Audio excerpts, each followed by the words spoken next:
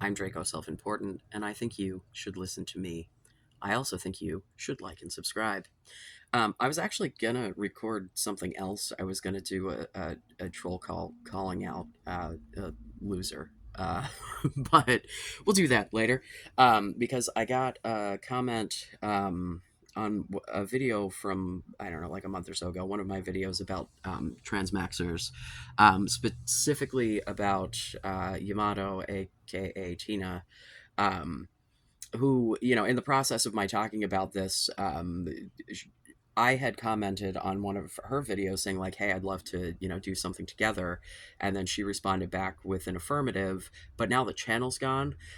In searching for transmaxing just now, I realized that like 3 weeks ago, Buck Angel covered her, so I would imagine that's probably why the channel is no longer, is because that brought her a considerable amount of smoke. I have not watched that video. I am not generally a Buck Angel fan. I'll give credit where credit is due. If not for Buck Angel, I probably would not be sitting here in front of you, a trans man, as we speak, because he was the first example that I saw of someone who was not clockable as trans, and still has pussy. Um, yeah, I don't know. Um, as far as the whole transmaxing thing goes, right? Like I've got mixed feelings all over the place. Um, but I got a pretty lengthy comment from someone who's got more background on Tina than I do. And I think it's worth the conversation. Aileen is this person's name. I will tag.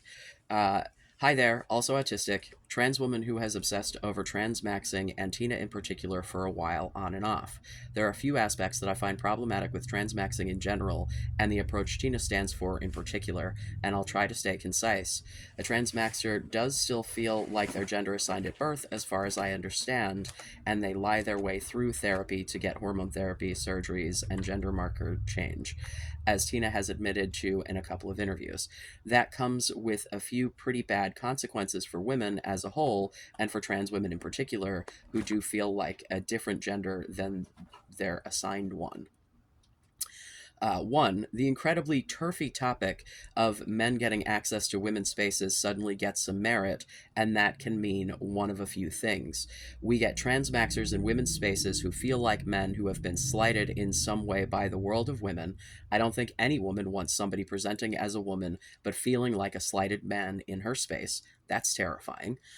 We exclude all transgender women from women's spaces, which is obviously not the right answer, especially for anyone who has spent any significant time with a trans woman who truly feels like a woman. We somehow find a way to weed out transmaxers from trans women who feel like women, and that can get pretty fucking messy, is also obviously not the right answer, and is probably going to be a field day for the TERFs. Two, since transmaxers need to go through therapy in order to get the hormones and surgeries they want, again, Tina has admitted and or alluded to flat out lying just to get hormones and, quote, cheap surgeries in interviews and even on Reddit. They're taking therapy seats away from trans women with gender dysphoria. I happen to live in Germany, and I know what an absolute shit show it is to get any reasonably timed therapy, let alone one with a therapist who knows enough about gender topics to issue the required paperwork after 6 months of legally required sessions before surgeries, and in some regions, hormones as well, can be prescribed/ administered. I am in contact with trans folks from around Germany, and I know that a lot of them currently struggle to get the gender affirming care they require. Three, I know for a fact that Tina didn't transition to get laid. She said in a German language interview that she saw it as the only option, T blockers, to lower her extreme sex drive, and that her only alternative would have been a sex crime. Her actual words, paraphrased in English, she really did put it that bluntly. I find that absolutely disgusting, especially since her Reddit posting history makes it very clear that she researched and decided on pursuing transition as her solution before she even once talked to a medical professional about the core problem. If that's really true, she's not saying all those things for shock value. I think that makes her case specifically extremely icky, and that really dampens my trust in her as a source or a representative. Tina has previously openly discussed topics like government mandated assignment of sex partners with a let's hear both sides attitude, and while she did voice her overall criticism, she has done so very tamely, and it left me with a very bad feeling.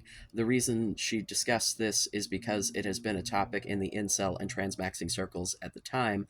I'm not keen on finding out which other parts of the transmaxing groups she only nonchalantly grazes or leaves out, and if incel circles are anything to go by, there's an iceberg that she never even exposes to us. I hope that helps put a few things into perspective. And that is incredibly insightful, and I think does put some things into perspective for me. Um, you know, also, um,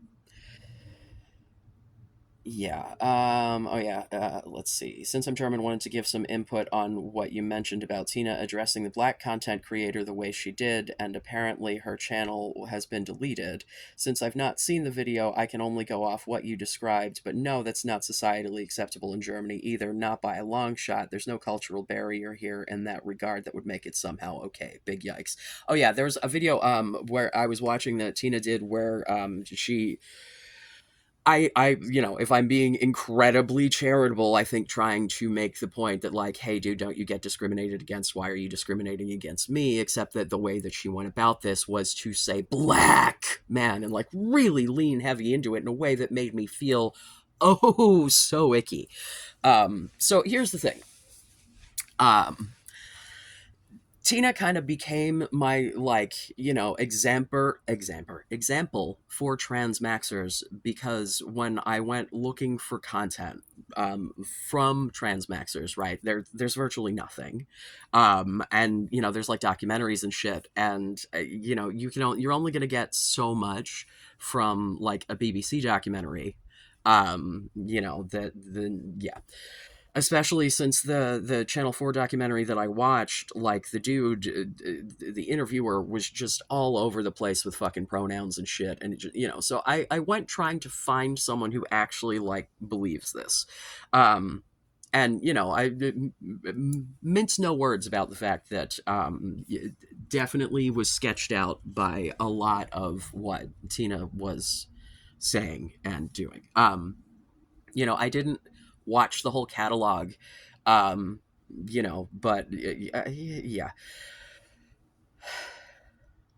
Here's the thing for me when we get into the, like, okay, these are men who are taking on this role because they feel disaffected by women, right? Like, my whole deal with all of the advice that I give is about honesty and openness and communication. And so I think that intentionally presenting yourself as someone you're not in order to try to get a relationship or whatever, like, I don't endorse it, right? What the thing that I just have a difficult time believing, especially listening to Tina talk about her gender and gender presentation in more recent videos, that, it's been a while that she's been on hormones, and she's, and, like, talking about, the gatekeeping of hormones in general, and the wanting to, like, keep it keep people clockable, basically, trying to gatekeep things that would, like facial feminization surgery, hormone replacement, would voice training, whatever, to try to keep you clockable so you're identifiable. She Sorry, my phone just popped up with a weird message that it threw me off track. She talks about having a relationship with a woman. Like she did the transmaxing thing, she transitioned, she has a relationship, I think she said for like 6 months or so. And but then she fell in love with that woman and told her, and of course she fucking bailed, because that's not like the whole thing that I am always talking about is women feeling safe. And I'll touch on this again probably because I got another like really big series of comments from someone that shit I may get into. But the when I talk about women needing to feel safe, what I'm trying to get is for you to actually be a safe place, not just to manipulate her into thinking that you are. I'm suggesting you have actual meaningful friendships and relationships, with no strings attached, and like mean that, because then you aren't tricking a woman into thinking you are a safe place. You just are one. um, and then yeah, God, I cannot help but think that at least some of the people who are actually going through with transmaxing are just trans women with extra steps. Because it is just like, as a trans person, and I've talked to many cis people about their gender identity because I'm fascinated. Like, I talk to my friends about important things to me, and I'm just generally fascinated by all of this shit, on the whole. um, so like, it seems incomprehensible to me that someone would like put themselves into a position of receiving discrimination over feelings that like aren't genuine. People do crazy shit. I'm not saying it's outside of the realm of possibility. I'm not saying that every single trans maxer is actually secretly just a trans woman. But I think that there's probably, you know, that's just what it feels like to me. And the Tina being the example specifically because of the way that she talks about herself in the present day as a woman, being a trans woman, feeling like a woman, like she, that is,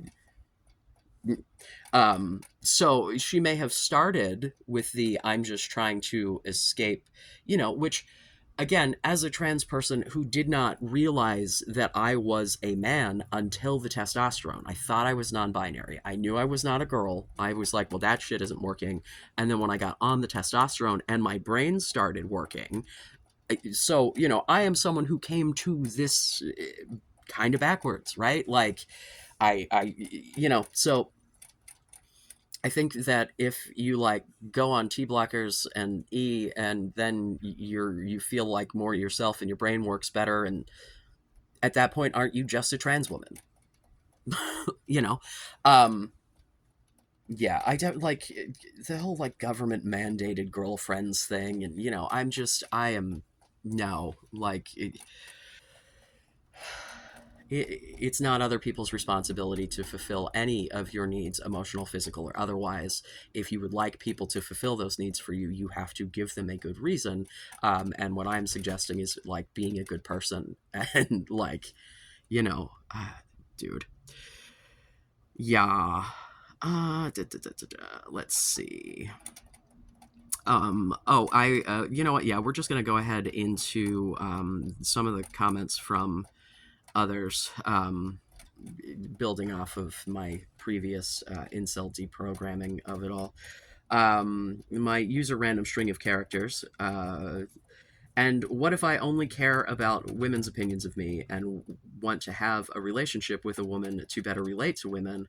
I think it would be much easier to have female friends if these friends knew that I have a partner. To which I said, I think you should be open with women that being friends with them or even being with them is affirming to your identity. I literally tell my partner certain things that he does are affirming to me. People who give a shit will feel good about doing something good for someone they care about. Um, if you're going to be like a trans person out in the world, um, be a trans person out in the world and be open about it. And like, if spending time with someone makes you feel particularly warm and fuzzy, like, tell them that. Again, communication. um Let's see. So we have Ruse, who is the person I was addressing in previous video as well. I agree, incels don't hate men themselves. It's more like they have a negative view of mainstream masculinity. They just feel not attractive enough, regardless of gender expression, which is also kind of how transmaxxing came about. Not feeling man enough is more of a red pill thing. And that's where cismaxing might make sense. Also, I mostly agree with the safety thing, but I don't know how to reconcile that with the dynamic between genders. A sociopath would also try to make a woman feel safe, so it seems in part manipulatory or coercive. There's some fundamental aspects like physical strength, differential threat of violence that I just don't see how you would overcome. It's kind of crazy how women ever see men they aren't super familiar with alone. Um, so let me just touch on that for just a brief little second here. So like I said, the goal is for you to actually be a safe place. As someone who presented most of my life as a woman and has always preferred to date dudes who are significantly bigger than me, like I haven't, I've dated some skinny people in my day, but like, my partner is several inches taller than me and like 100 pounds heavier. Like I want I want a big dude, right? It feels to me protective, right? Because I know that he is not at all a threat to me and would do absolutely anything he could in pretty much any circumstance to keep me safe. And that's just, me being his partner and being like the tiny little bean that I am. Um, so uh yeah, I think that the point is that when women have positive relationships with men, that those relationships can be naturally comforting and give a feeling of safety and security, whether they be friendships, romantic, whatever. Like that's the goal, is for you to be genuinely safe, not just trying to make them think that you are, because then there's a genuine feeling of like safety, security. Yeah. Um, Goes on. Your grouping of relationships also seems a bit reductive to me. How I interpret it is basically you're saying relationships of pure sexual nature are one thing, friendships are another, romance is another thing, but also kind of share some of the elements of friendships, and mutual interest dictates the nature of it. But cis male friendships lack a huge amount of emotional support aspects that queer/female friendships have, and that's difficult to overcome. I also don't feel like it's that shallow to only be interested in a romantic relationship with someone, but not a friendship. The way society is right now, romance is a fundamentally deeper connection. So if someone only wants a friendship, it feels more surface level. Female and queer friendships tend to intermingle some elements that are traditionally romance exclusive, at least for cis men, blur the line more. Ideally, you'd be right, and I think there's some internalized homophobia at play too, but I don't think it's that simple. Um, so here's the thing, man. I will agree that straight dudes, your cis het dudes, don't tend to have like super meaningful friendships, but like, why? Um, you know, th- th- I have cis het friends. There are cis het people in my life who watch these very videos. At least some of them. I don't know all of the weird incel shit, but like and I know I'm a big homo, so like having a relationship, friendship with me, whatever, like I'm going to be the one. But like, it's not gay to hug your homies. Like I don't. I really feel like it would be to everyone's benefit if people would stop putting up all of these walls. See, for me, the I think that interpersonal relationships are layered and multi-dimensional and whatever. I think it all kind of starts with being friends and then goes from there. Um, the Wanting more than a friendship with someone isn't in and of itself a bad thing. But if you come to me, right, and you're like, "Ooh, you seem cool," and we start talking and we start getting along, and everything seems really chill, and I'm like, "Oh man, I made a new, like, this is awesome. This is my new best friend," right? And then we get to chatting, and then you find out that I have a partner, and you're no longer interested in like chatting with me because I'm not,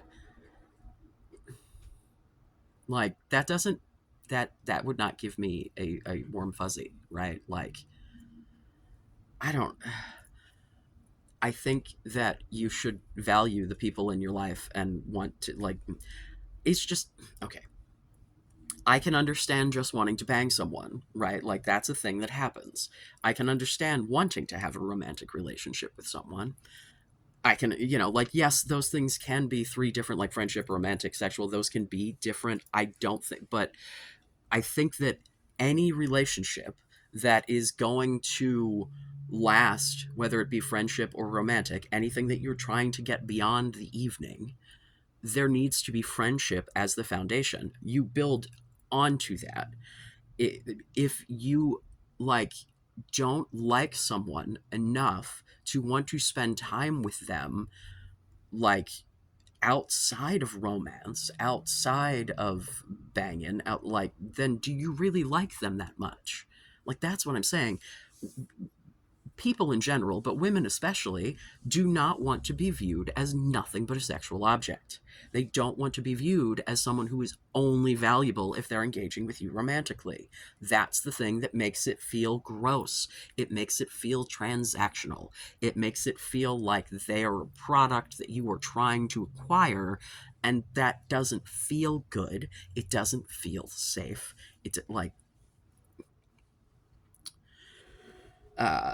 let's see. At the individual level, I do think the stop caring about other people's opinion of you is pretty good advice, but it seems unrealistic for a lot of people to just build up their own self image depending on the structure of their psyche, their lived experiences. A lot of people just aren't strong enough, and that's not a dig, it's just human nature to a large extent.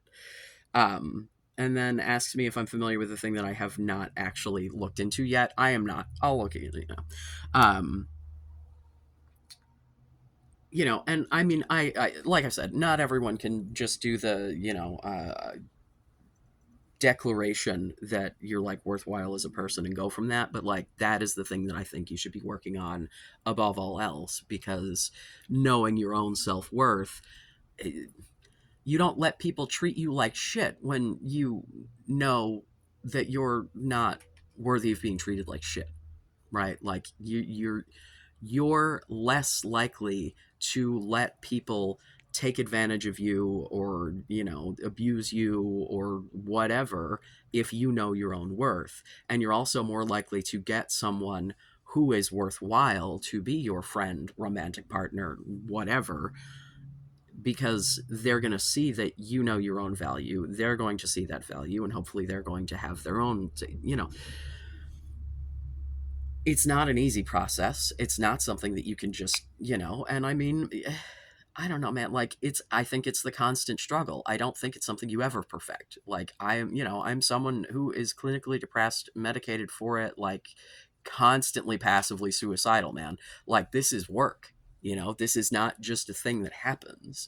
But if you don't want to be miserable, you have to work at not being miserable if your default state is miserable. I mean, if you wake up in the morning going, fuck, you have to work against that, or you just live in a fuck all day. Let's see. Also another thing that's kind of scary. I agree with your points regarding finding your own people, etc., but I don't think it's realistic advice at a societal level. Up until the sexual revolution, I don't think men and women would really get along that well outside of a romantic relationship, yet it still worked out a lot of the time, despite those two people not really being temperamentally similar or on the same wavelength, because they simply needed each other. A lot of guys' compatible dating pool would be like 95% of other guys, and I think it'd be unreasonable to say just go gay. I don't know if compatibility is a good basis for relationships. I mean, at the societal level, it's pretty much ideal for an individual. It's inherently going to lead to a lot of unhappiness. Just vibing with people seems ideal at the personal level, but not feasible for a lot of people. For most of human history, we quite literally needed to engage in social relationships, and without that, I don't know if the gap is bridgeable. Seems really optimistic. We've done away with a lot of the natural necessity, but we're still in part violent, animalistic, and so on, and necessity might have been the primary way we were able to overcome these interpersonal barriers. I think it's a conundrum anyone could get out of, with enough work, just putting yourself out there, especially if you're open minded and have broad interest. But not everyone will manage, and dissatisfaction is likely to keep growing with no clear solution. Here's the thing, the solution is you have to tackle relationships on an interpersonal level. They're interpersonal relationships. Trying to attack the problem of incels societally is, it's not society's issue, it's your issue, right? Like your self-esteem, your interpersonal relationships, your ability, these are you issues. The sexual revolution was like fucking how many years ago? The fucking 60s? Like yeah. Um like I eh, um it's just it, looking for a solution other than having to like actually build a relationship yourself in order to have a relationship yourself, just the solution is like not feeding into the patriarchy and not feeding into the toxic shit and not thinking that you can't have meaningful platonic friendships with men, and like do you, yeah, when people weren't allowed to get divorced and when women weren't allowed to have bank accounts, there was a lot more marriage happening out of necessity, but I would not argue that those people were happy about it. Like, oh my, like, yeah, oh my. Uh, I don't understand how we, what, like no one has been able to come up with some sort of like mass systemic, like, and I don't even know how one would go about, then we start getting into the mandating girlfriend shit. Like no, like just be a person and make friends. Yeah. I would like for you to value yourself and value the people that you interact with, and I think that when you do that, good things come of it. Like, be nice to your friends. Be nice to other men in your life. Be emotionally supportive of them just because you like their company. Like, I don't know, man. Just treat people the way they want to be treated, yo. Back to Aileen, who and our conversation about Tina, because I got another comment while I was rambling here. I forgot to mention that according to the German language interview I watched, she also lies about being a transmaxer in trans spaces in order to get accepted. And when she mentioned lying to medical professionals in trans spaces in the interview, she got a happy smile and did an eyebrow wiggle. Ah, Jesus. Yeah. I don't like it. It makes me feel not good. Um, but, what are you going to do? She appears to have removed herself from the internet, so it probably doesn't matter a whole lot, I guess. I don't know. Sigh. At any rate, I think we'll cut it for now. Um, love to continue the discourse. Um, yeah, I don't know, man. I don't think having friends is unreasonable. I really don't. But maybe I'm the crazy one here. I'm definitely the crazy one here, but I still don't think I'm totally off base. Um, I think that you should like and subscribe. I hope that I was entertaining. I love you. Be safe. Make good choices.